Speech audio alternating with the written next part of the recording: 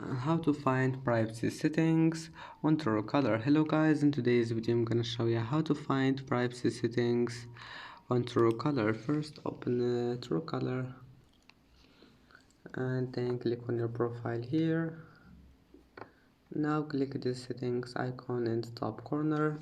After that scroll all the way down until you find here privacy center.